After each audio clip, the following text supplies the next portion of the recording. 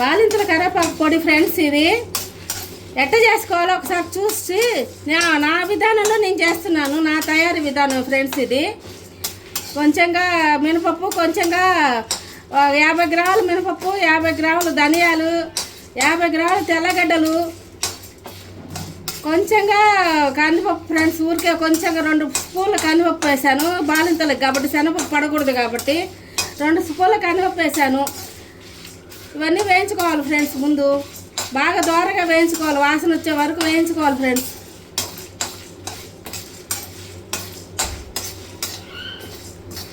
మనం కరివేపాకు లాస్ట్లో వేయించాలి. కొంచెంగా చింతపండు కూడా వేసుకోవాలి ఫ్రెండ్స్.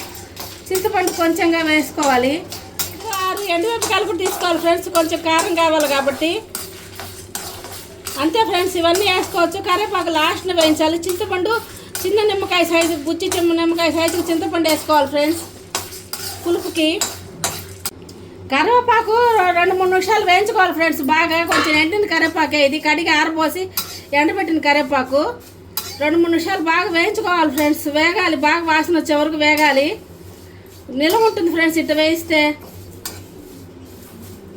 బాలింతల కరివేపాకు పొడి ఫ్రెండ్స్. ఇది మామూలు వాళ్ళకి బాగుంటుంది, బాలింతలకి చాలా మంచిది ఫ్రెండ్స్, చాలా మంచిది.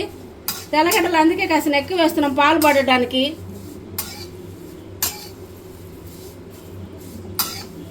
ఇది వేగంగానే చింతపండు లాస్ట్లో 1 నిమ్మకాయ సైజు, చిన్న నిమ్మకాయ సైజు చింతపండు ఫ్రెండ్స్, అది వేయించుకోవాలి.